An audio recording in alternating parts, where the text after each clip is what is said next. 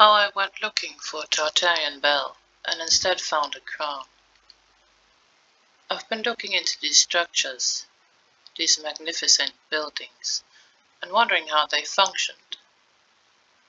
Just like many other mud flooders, I've been wondering at the technology behind it. Antiquitech, as it's called now. But this is advanced Antiquitech. Advanced antique technology. These buildings were advanced when they were at the heights. Even destroyed or deep in mud, there are still the remnants of advanced Antiquitech. And it doesn't seem easy to start trying to take apart such a magnificent structure, such a complex structure. So I'm more interested in finding out if we can find our way to the basic Antiquitech. With that in mind, I decided to study or research the bell. I was intrigued by this picture, mostly because of the little boy pointing at it. It's such a strange thing. A bell. Why all this propaganda about the bell? It's supposed to be one of the biggest ones ever. It's broken, and it's just a bell. They glorify it. They make reproductions of it. Bells around the world. What's the big deal? So I decided I'll start at the bell. It's a good place to start. This one was made for a Tsarina, but it's called the Tsar's bell. And it's just a bell, but what was its purpose? Was it really the bell that was in the bell tower? And how can I find out? So I looked up on the wiki. I know, not very good place to start, but still. And I was fascinated by the fact that the bell in Russian is called kolokol. Kolokol. Immediately I wondered where that word came from. Of course, I have watched Martin Luther's video about the pronunciations of kol and KLO and KOL and how they are related to forms like curves and balls and round and spiral. But why is the Russian word for a bell kolokol? Could I find out where it came from? So I looked up the words for bells in different areas. Bell is the English word, and where on earth does bell come from? It sounds a bit like ball. Then we have the French cloche, the German Glocke, Danish Glocke, Portuguese campana, and Swedish klocka.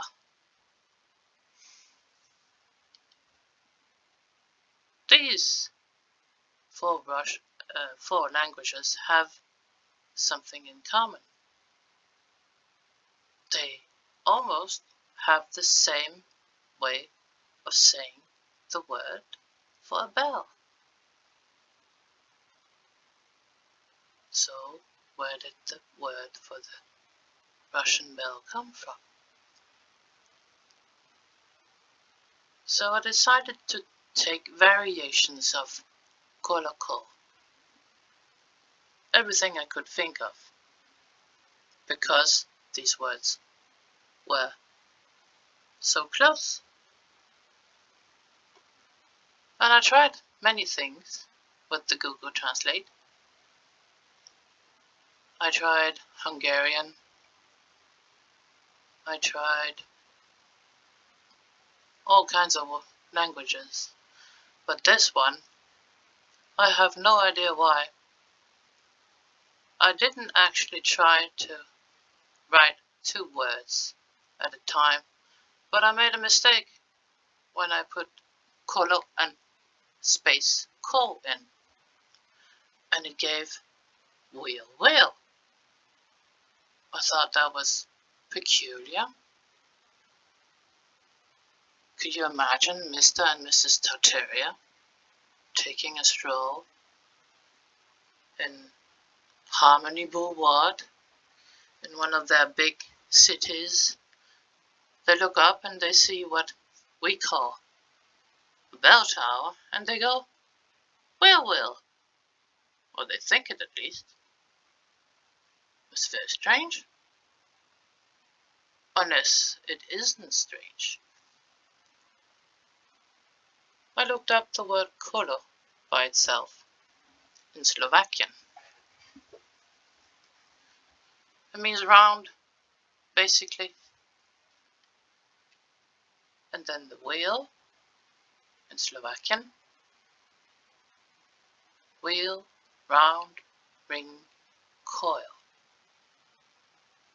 What would possess someone from our past to give the name Kolo Ko to a perhaps artifact?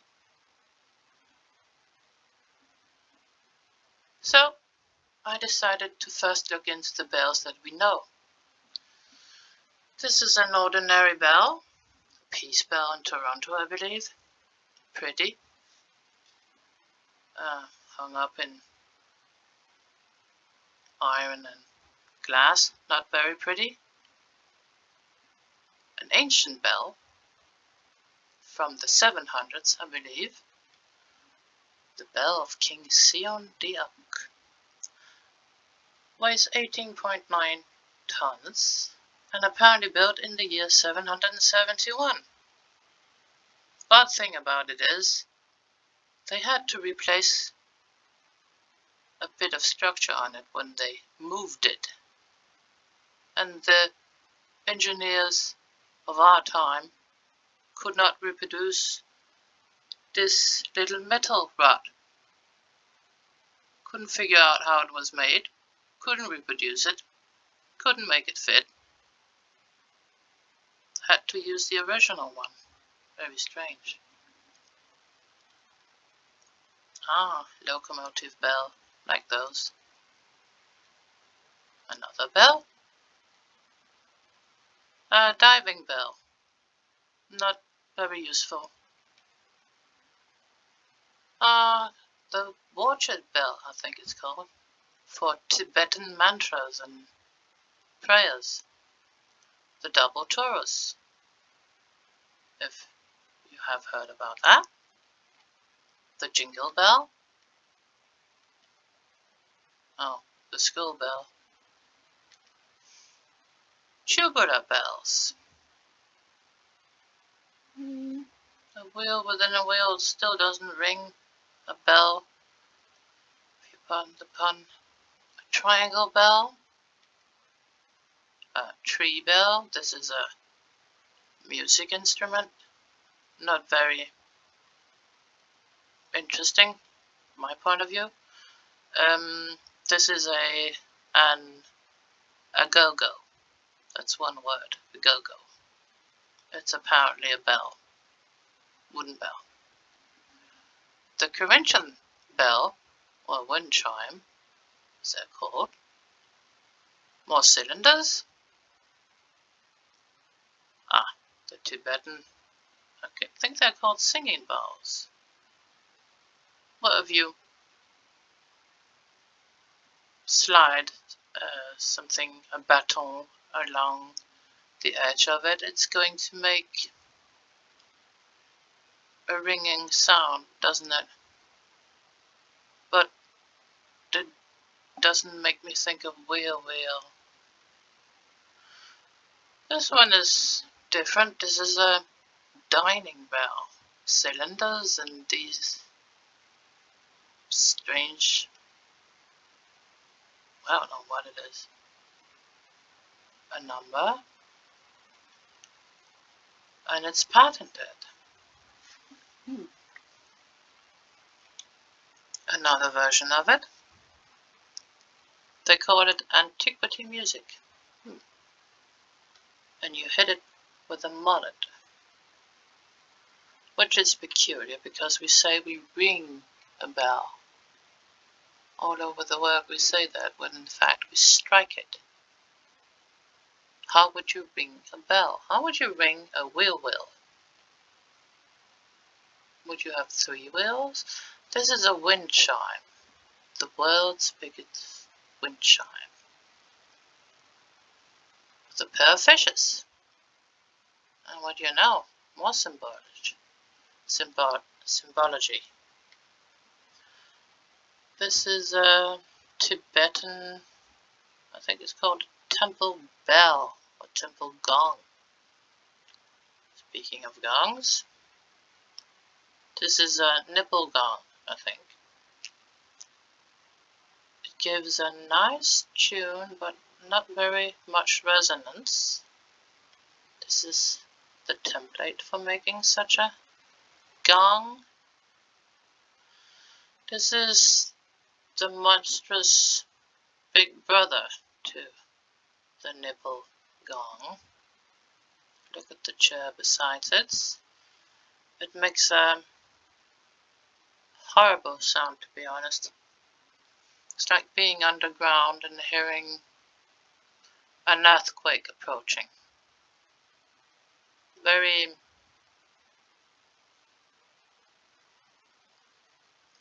Halloween-like in sound.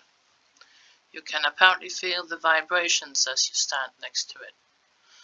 Well, that does look a little bit like a wheel. Could you put a wheel within a wheel? I don't know. But it doesn't look like a bell. And this bell does not look like 2 wheels, or even 1. So, I decided to find out if I could find another word related to color or call. Lo and behold, I remember seeing that video by Martin Luther about the Colosseum. And his theory is that this is in fact a water reservoir or a water treatment plant.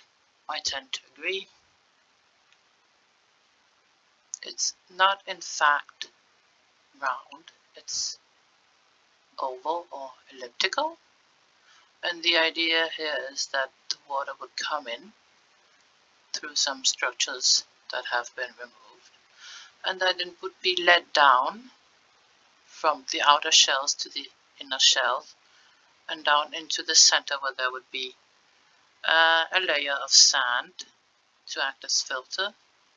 At the same time as the water poured down in a spiraling manner, it would be, well, basically the water atoms inside it would be smashed and will keep the water molecules from aggregating and thereby making it better water for drinking and other things. You can see that it's actually quite difficult to envision this as they have been envisioned in the movies. When you're honest with yourself and with what you're seeing, it's a bit difficult to align that. Very elliptical, not round. So, I decided that, well, I had found one word for colo. I needed to find another one. It was a bit more difficult, but for some reason I thought of the dove, Columba, or Columbia. I thought of Washington, D.C. actually. I think it's called the District of Columbia. And I thought, this thing pops up so often in churches. And it's called Columba, or Columbia. So I decided to research it. It's supposed to represent light or the Holy Spirit or sunlight. I have no idea. So I divided it up into Colo and Umbi. And Umbi was the closest I could find to the end of the word, and it means shady, which I couldn't really take for anything good. So instead I decided to take a leap of faith and use the word umbra. And the word means shadow. Shadow, shade, darkness, dark, obscurity. Very peculiar. It didn't really make sense that a bird symbolizing the sunlight of the Holy Spirit would be comprised of two words that more or less meant round or spiraling shadow. So I took a leap of faith and looked up Umbria because it popped up when I scribed it in. Umbria is an area in Italy, just south of Rome. People used to produce a pigment there called umber, which means shadow or dark.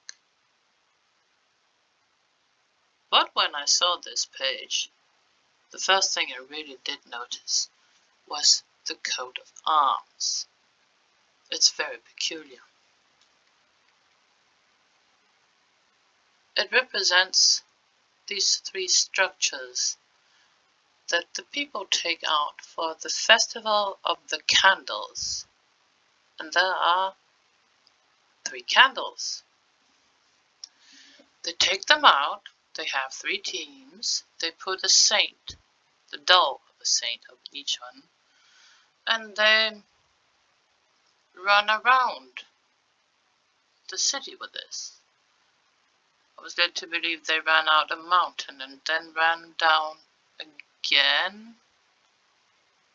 It doesn't look like there are mountains there. Anyway, these things weigh about 280 kilos. That must be about 600 pounds, I think.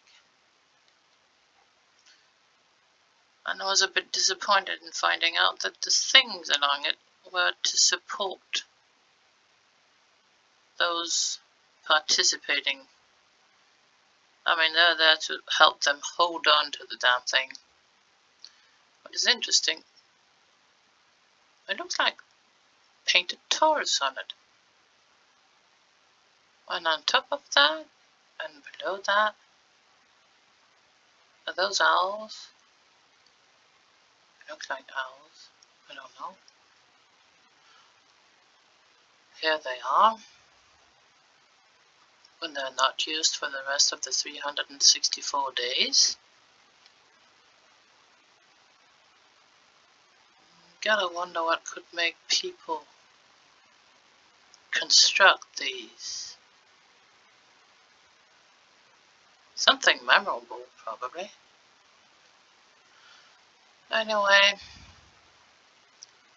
one way or the other, I ended up looking at the coat of arms.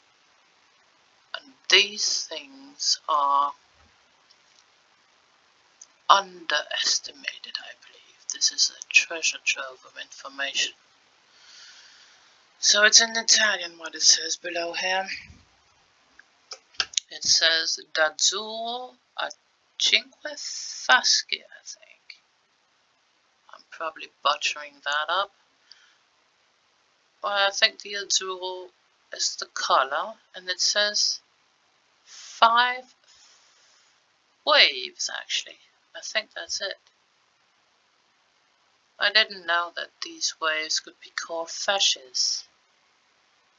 That's interesting, but not what piqued my curiosity here.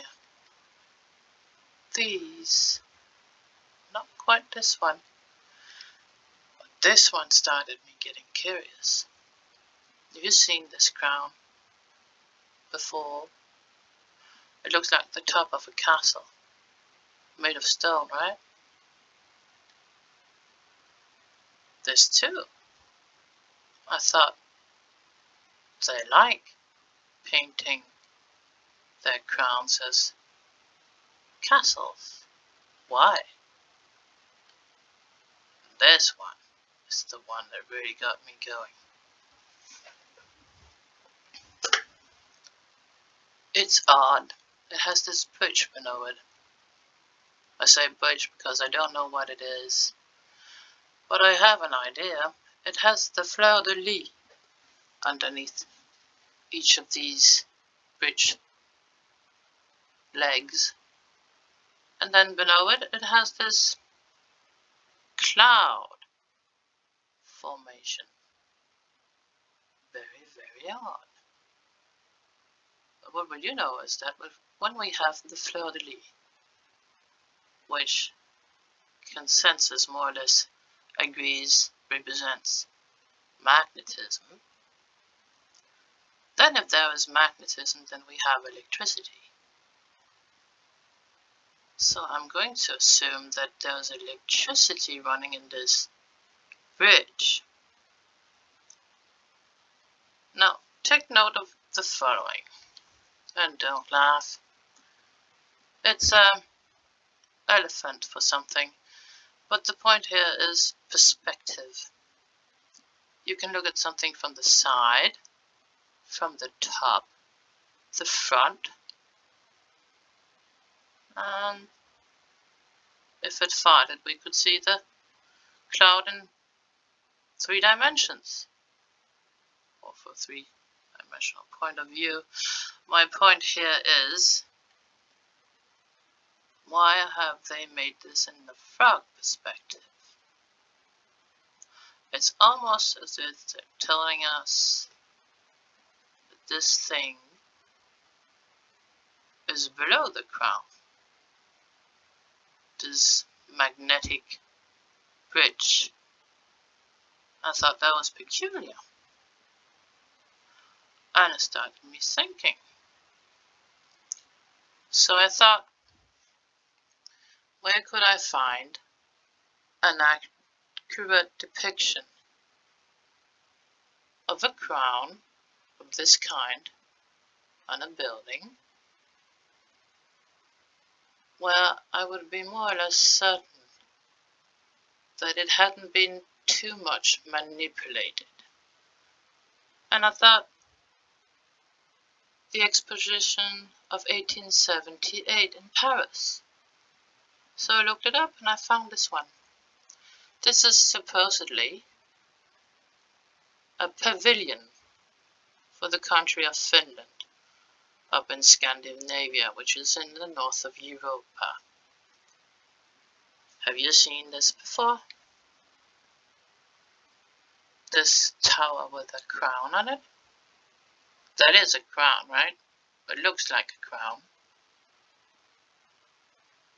So I looked at it. And then I decided it was a no-go. I wasn't figuring anything out. And I had the fortune of wanting to look up something new. And I decided to listen to Michelle Gibson. And what good luck that was. She is very good at looking things up geographically, which I'm not, and pinpointing things. I had no idea how many hippodromes and race tracks there were in the world, and I think the numbers is quite suspect. But in this one, I've taken a still from one of her videos. she's showing forts. I think this is, I have no idea about America. I think this is New York, somewhere close. But I looked up at one point, listening to it, and I saw Fort Crown Point. And my mind went, it can't be. Bam.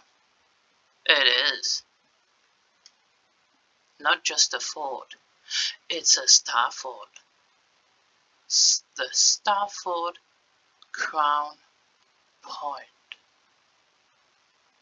The Starford Crown Point. Remember about the perspective? Does it not look like a crown? If you splat it out. So, I thought, is there a connection? Is there a connection between what almost looks like a 2D representation of a crown and the 3D one? I realized that the Star Fort is deeply buried in mud, but I'm still asking the question. Seems relevant, right? Why would a coat of arms depict a crown made of stone from a frog perspective? Interesting. So, this is interesting.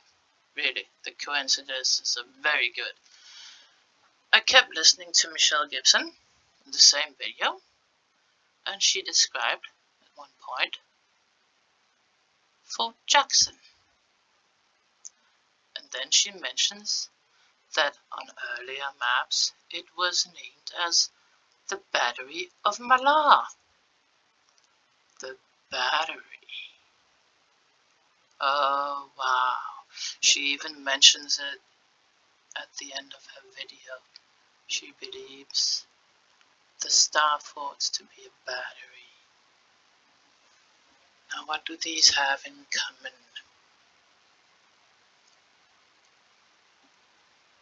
Two of them have one thing in common. Can you guess what? Power. The crown has always been a sign of power, hasn't it?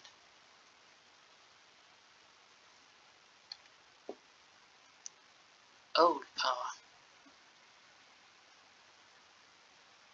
And I've been thinking about the ramifications of this, what it means.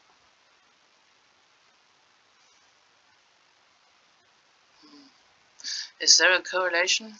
Do they do the same thing? That's something else to think about.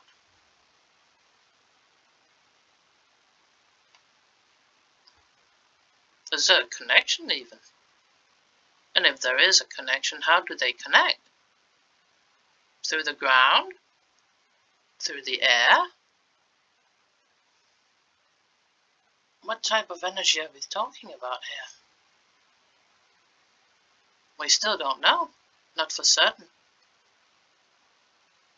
Where are the geeks figuring this stuff out? That's it. Thank you for listening.